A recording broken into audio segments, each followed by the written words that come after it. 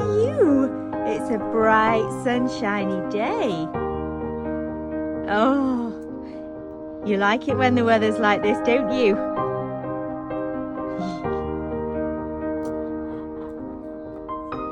You're good girls. Thank you for the eggs this morning.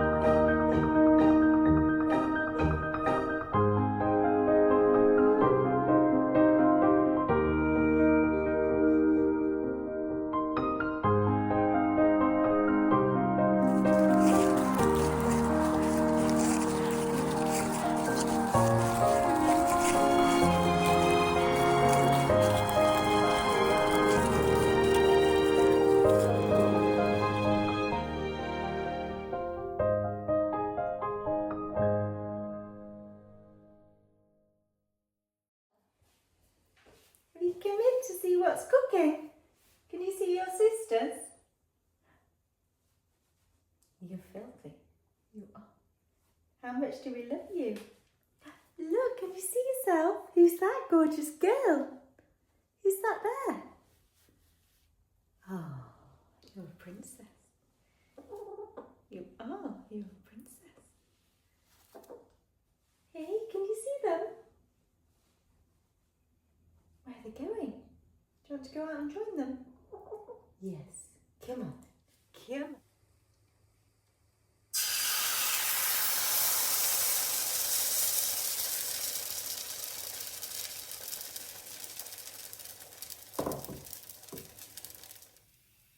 Buttermilk pancakes are always a good idea.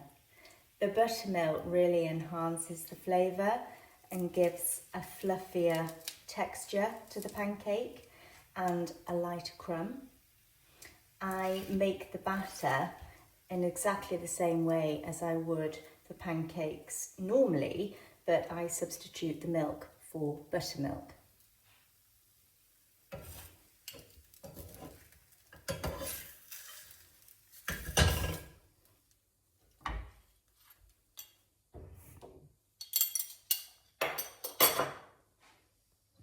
I like mine served with lemon and sugar.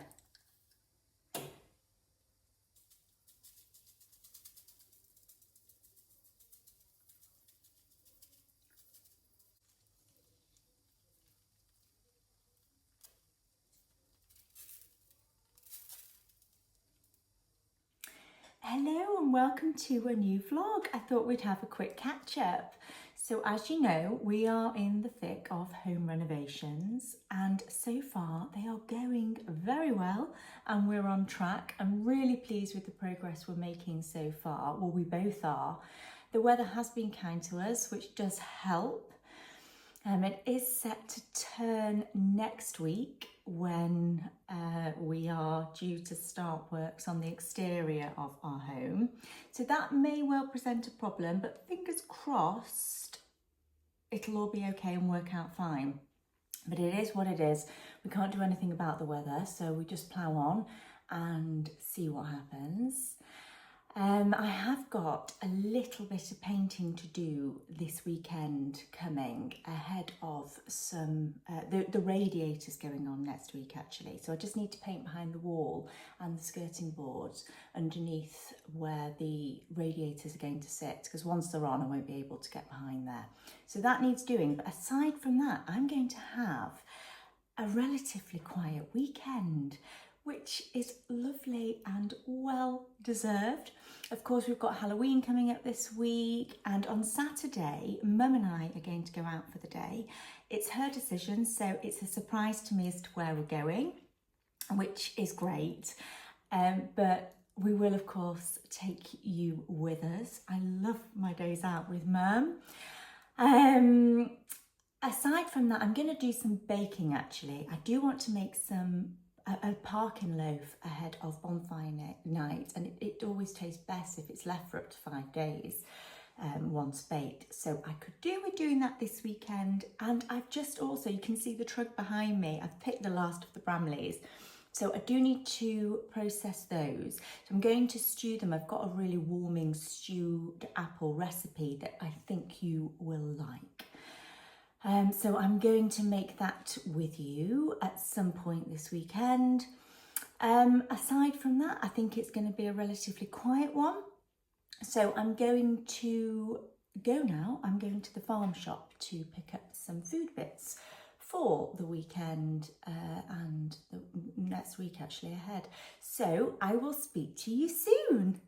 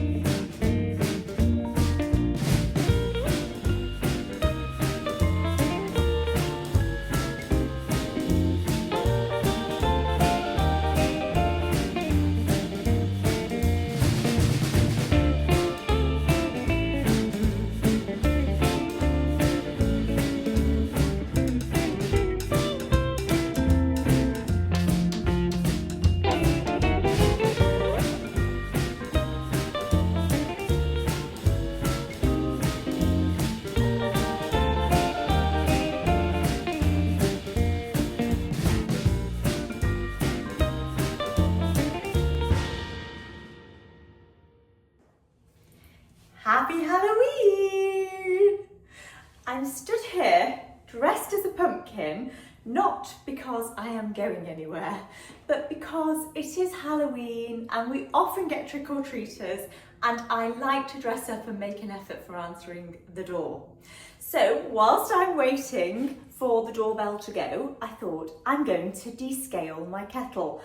I've not done it for about 3 months and really we should be descaling our kettles once a month to stop a build-up of limescale.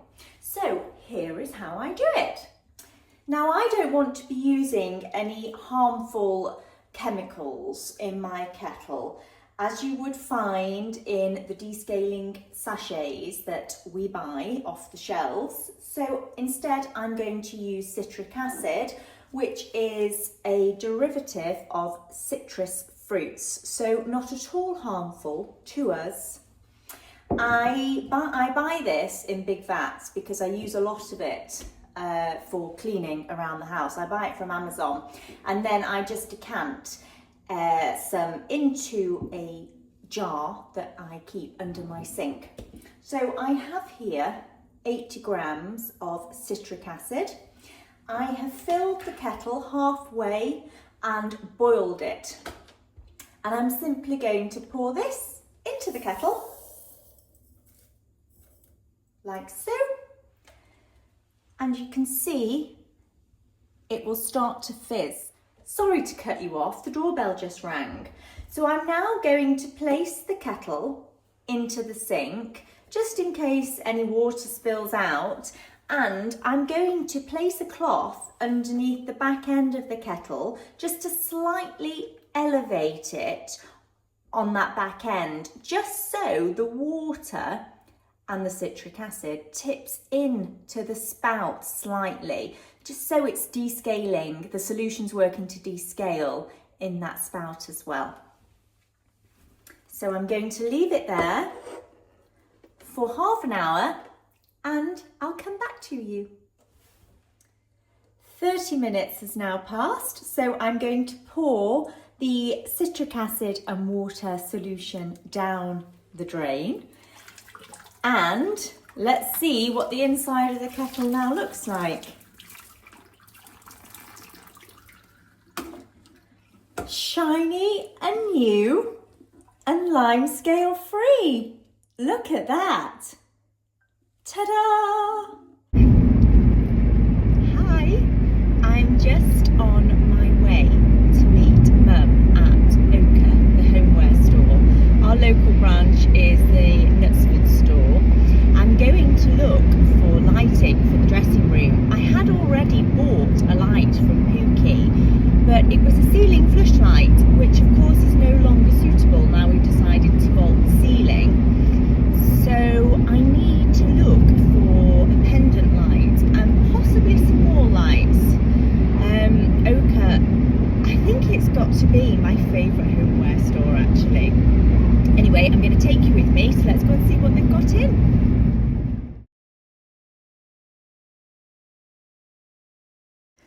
I am just in homeware heaven.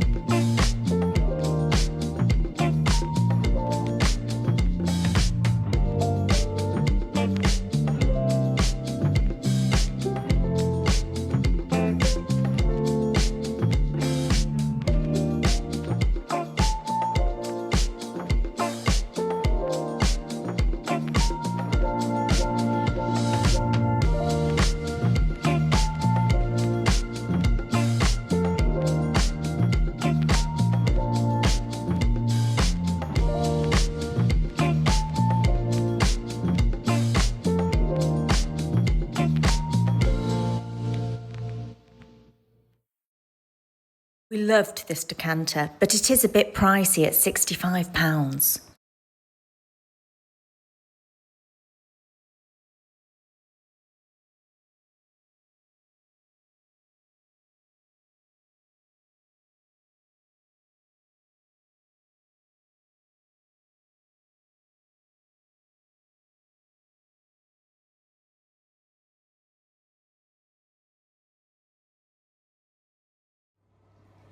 For this stewed apple recipe, you are going to need your apples. I'm using Bramley apples. Oranges, we're going to juice those. Some vanilla extract. Caster sugar. Star anise and ground cinnamon. Now we will come on to quantities shortly. They are approximate quantities. So to begin with, I'm going to start by peeling and coring the apples. This is my compost bin. So I'll just peel the apples and pop the peel straight into the bin.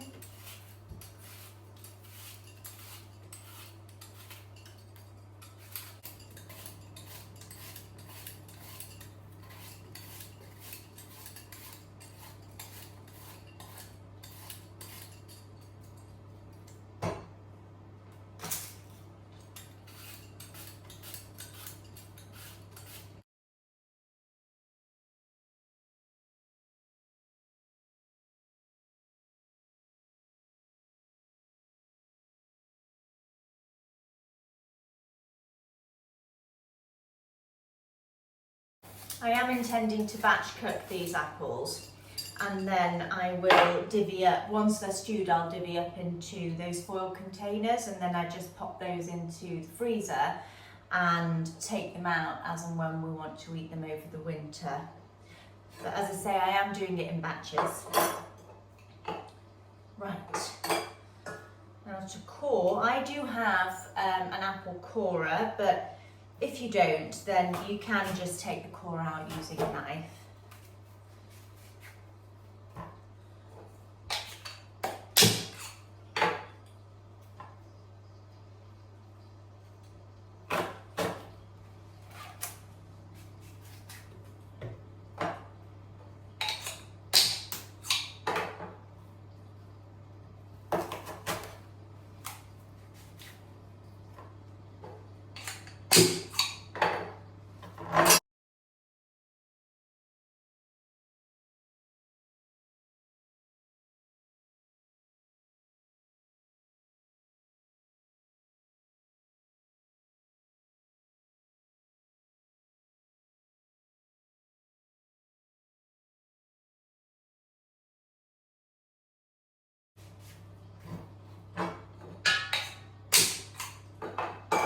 All right, so now that I've peeled and cored those apples, I'm going to roughly chop them into little chunks and then pop them in this bowl here.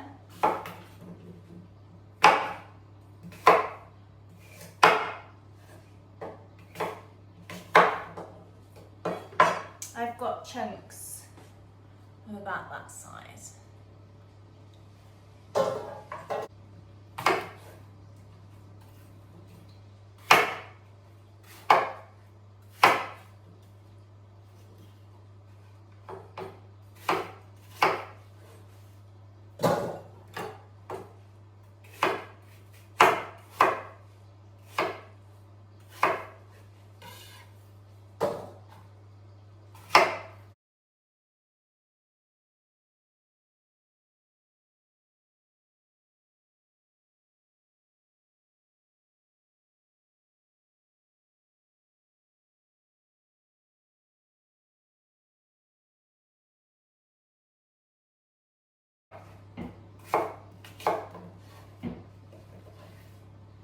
Wondered what that banging was then. It's fireworks.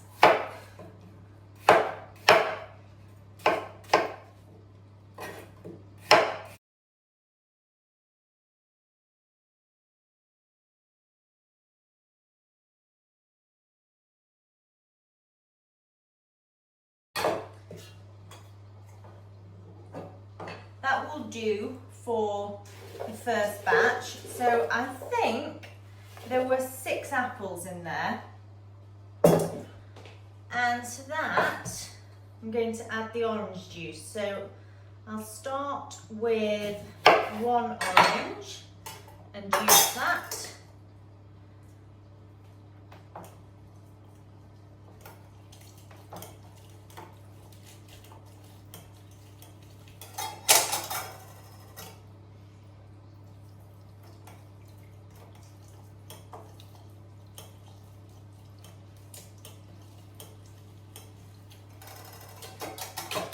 See how that goes. I think 1 will be enough actually for that quantity. Yeah, I'm happy with 1 orange. And to that I will add a sprinkling of sugar.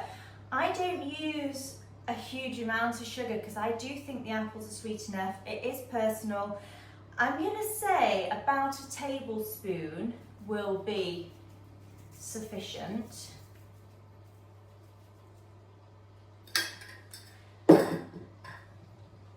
And then a smidgen of vanilla extract. You don't need much of this. A little amount goes a long way. So I'm just going to pour the extract into the cap of the jar, the bottle, to the top of the cap, and that will be enough. So I think that's about a tablespoon. I meant a teaspoon. Now for the star anise. I'm going to add 2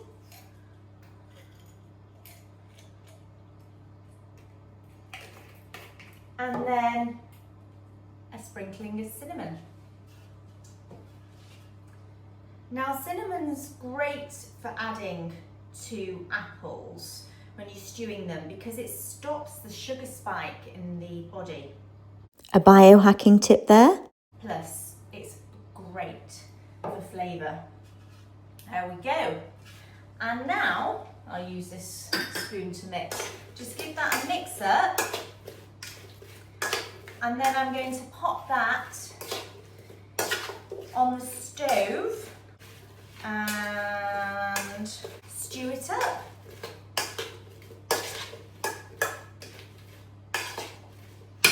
Great.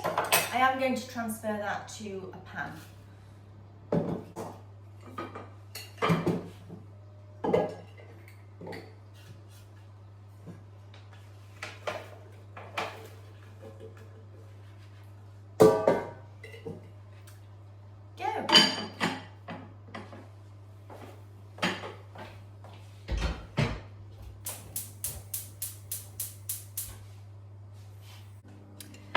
My apples have been stewing on the hob on a low heat for 10 minutes and I am happy that they are now done. I prefer some small chunks in my stewed apple.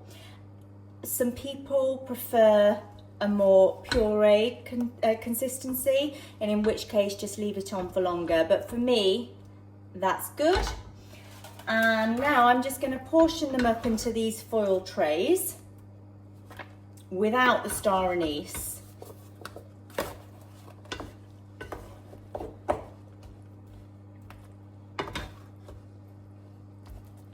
I do want some of the juice in there. And then once it's cooled,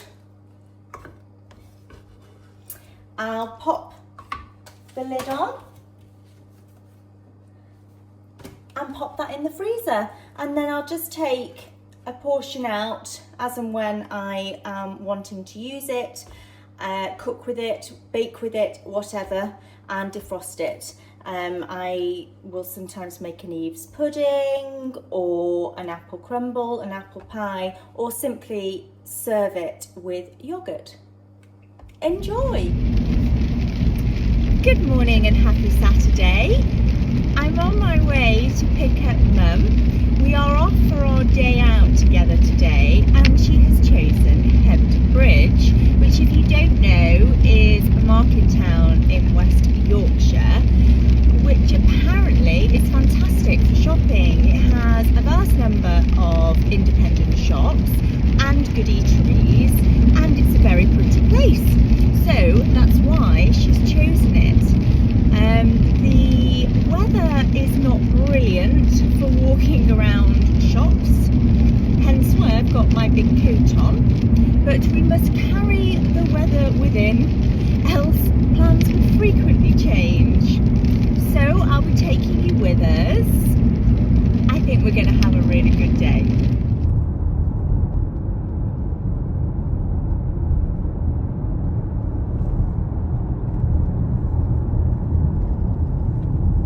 Follow the road for 6 miles. Stunning. Videoing it. It's gorgeous, gorgeous scenery.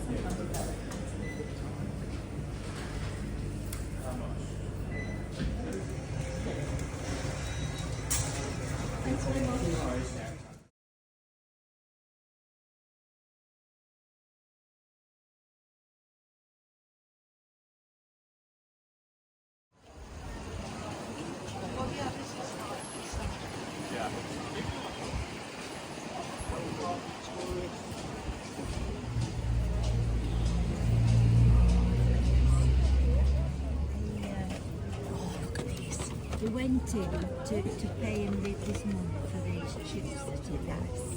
And there was a guy in front of him who walked.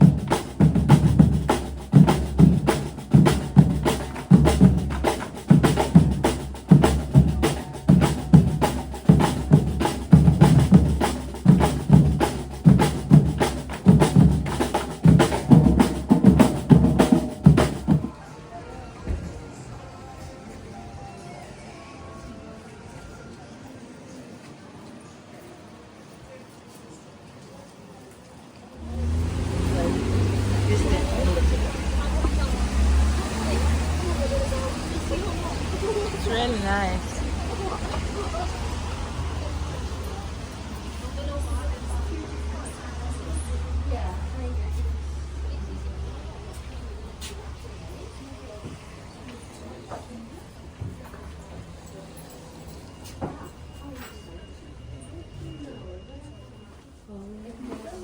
Yeah, more upstairs.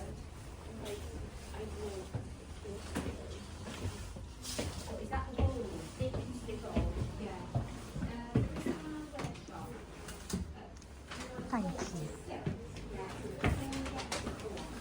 Thank you.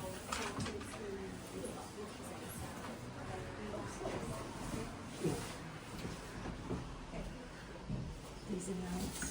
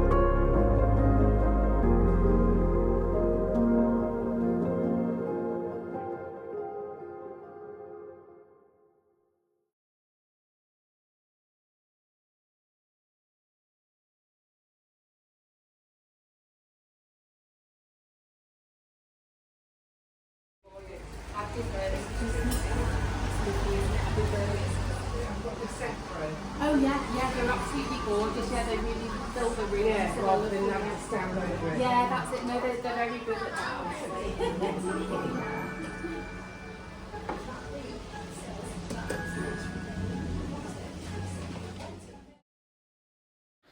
The Yorkshire Soap Company was founded in 2006. Their founder used his experience as a chef to mix together the ingredients to perfect a recipe that is still used in these popular soaps today. They were unable to afford expensive soap moulds at the time, so they used what they had, cake moulds and baking cases, hence why the majority of their soaps look like these cupcakes.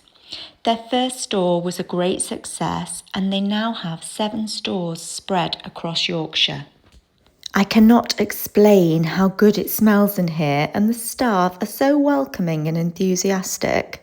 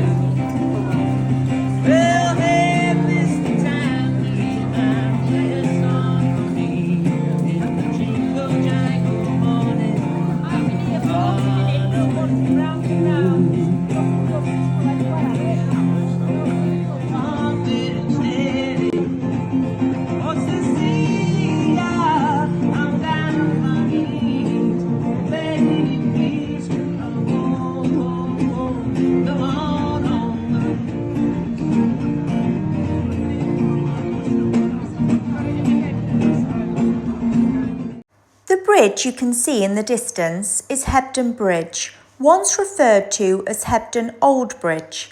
It crosses over the River Hebden, an outlet of the River Calder. The original bridge is believed to have been built around 1510. It replaced an earlier wooden footbridge which had served pack horse traffic crossing the river. The town of Hebden Bridge grew up around this crossing point, eventually taking its name.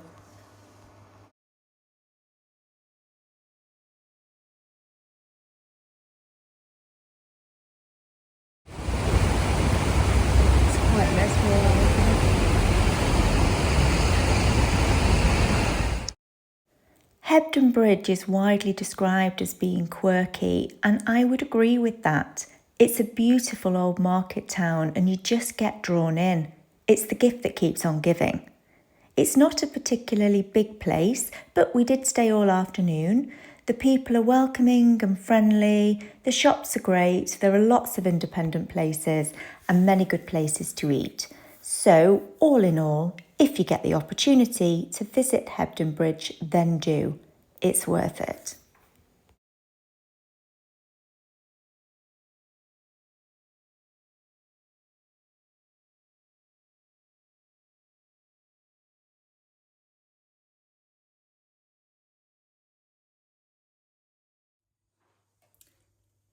Now that Halloween is over, I've just cut up one of the pumpkins to feed the pumpkin seeds to the chickens. They very much enjoy the seeds, more so than the flesh, it has to be said. And the seeds are very good for them. They contain protein and healthy fats, vitamins and minerals, but they're also a natural deworming support and boost egg quality.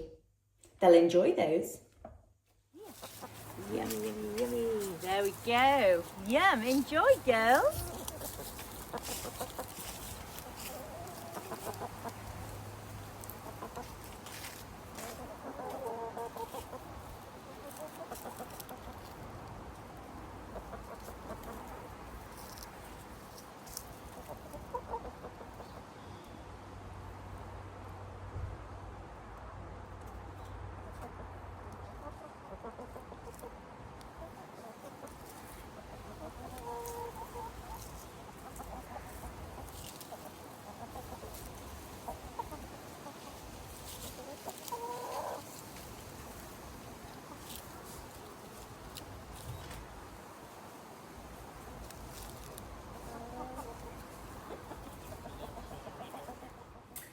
Okay, let's make a Parkin loaf. I'm just going to start by saying there is an obscene amount of sugar in this recipe, but nonetheless, I do love to eat it. It tastes good, and this is a very nice recipe. It's a BBC Good Food Online recipe, and I will link it in the description box. So, first things first, we need to line a 22 centimetre square cake tin with butter, and then grease it with butter and then line it with baking parchment. I have popped the oven on. I'm using a fan assisted oven, so I've put it on to 140 degrees C.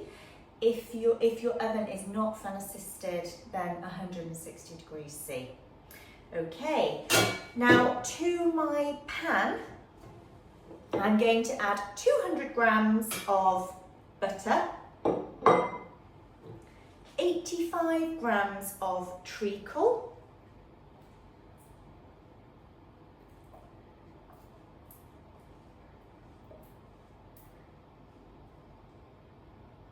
if I can get it out. Oh my goodness, this is so sticky. Ugh, look at that. I mean, it does remind me so much of bonfire night, this recipe, and my grandma actually. She always used to bake this when we were children at this time of year. And treacle toffee, and your teeth would literally stick together whilst you were trying to eat it. A good memory. And how much? Oh, 200 grams of golden syrup.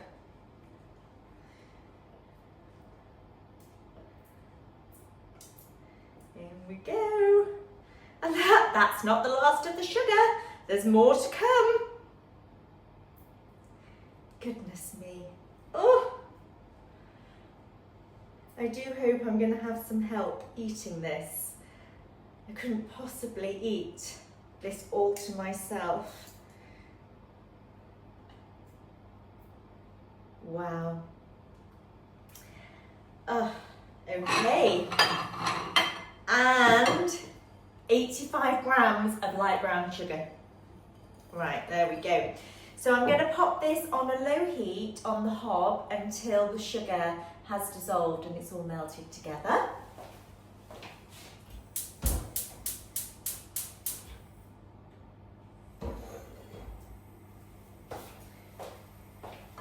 Okay.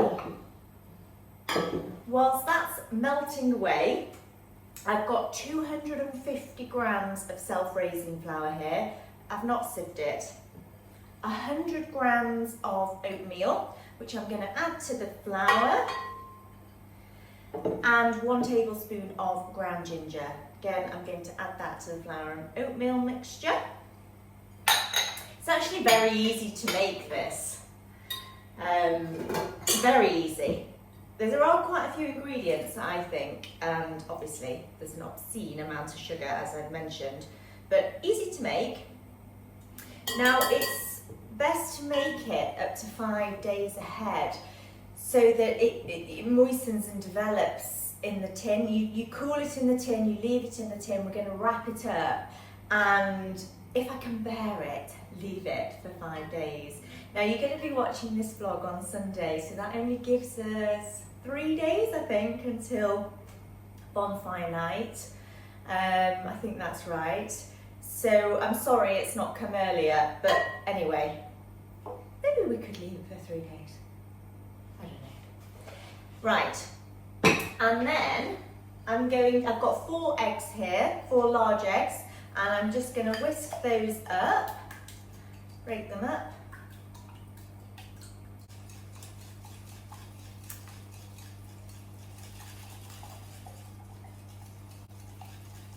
How's that sugar mixture doing? It's melting away nicely.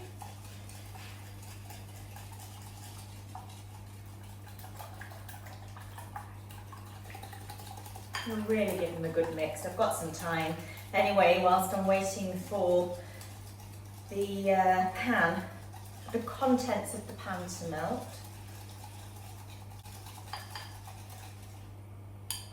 And to the eggs, I will add 4 tablespoons of milk.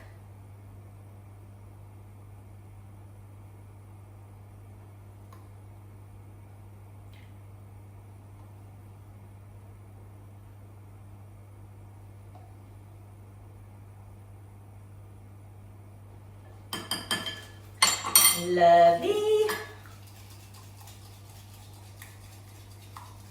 Okay, so we'll give it a couple of minutes for the sugar, yeah,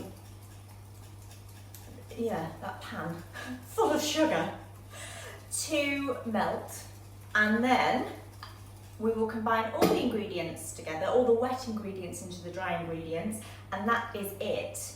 So I'll be back in a couple of minutes. Hello, I'm back. Whilst I was waiting for the contents of this pan to melt and dissolve, I took the opportunity to clean up my workspace. Everything has dissolved just nicely, so I'm going to mix now the dry ingredients and the wet ingredients.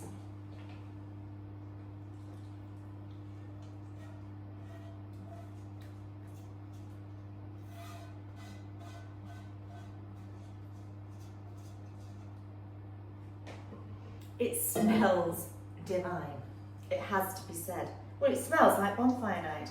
I did actually let the contents of the pan cool a little. I left them for about 5 minutes, just to avoid the eggs curdling. That may well have not happened, but I just didn't want to take any chances, so it shouldn't take too long to mix together. You can of course do this by hand, but if you are using a food processor, I put the flat paddle on this KitchenAid. I just think it works a bit better for doing this.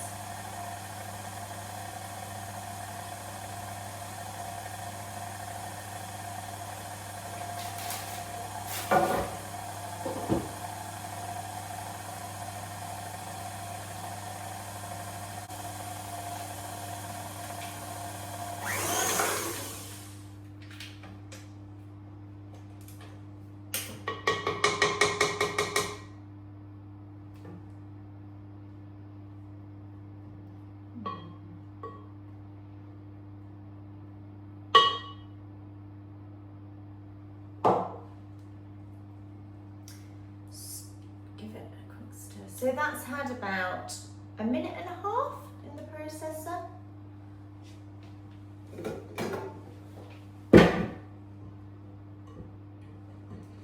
And I'm just going to simply tip it in to the cake tin.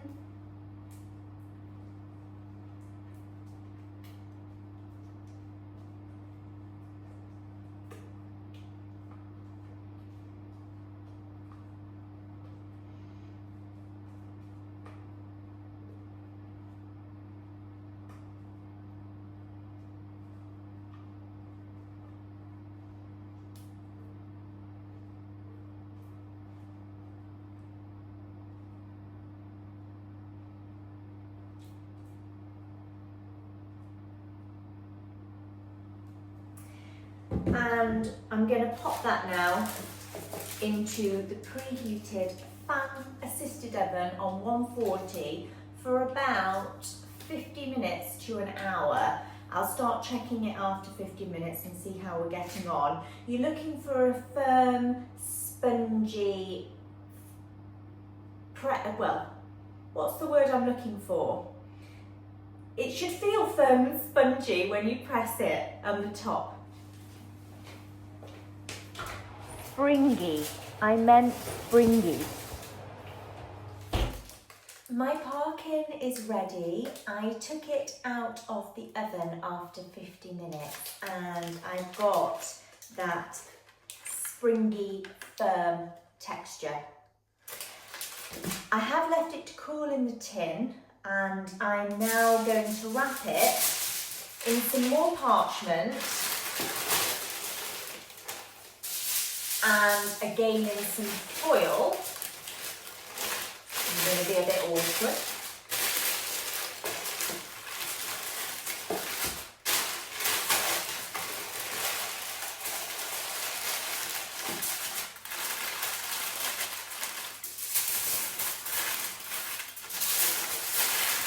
And if I can, leave it for the next 5 days, during which time the cake will become softer and stickier, even more delicious to eat. I do have a confession to make. I licked the bowl clean. I have to say, it was absolutely delicious. So my advice is forget the sugar content and just go ahead and make the Parkin and enjoy it. And happy bonfire night. I'm going to sign off now and go and relax and watch some TV. I've restarted watching Happy Valley since our visit to Hebden Bridge, where of course it was partly filmed. I thought I'm going to rewatch that series, so that's what I'm going off to do. If you have watched until the end, thank you for watching. I hope you've enjoyed the vlog, and please leave me a little heart emoji in the comments so I know that you have. Have a great week ahead, and I look forward to seeing you next Sunday.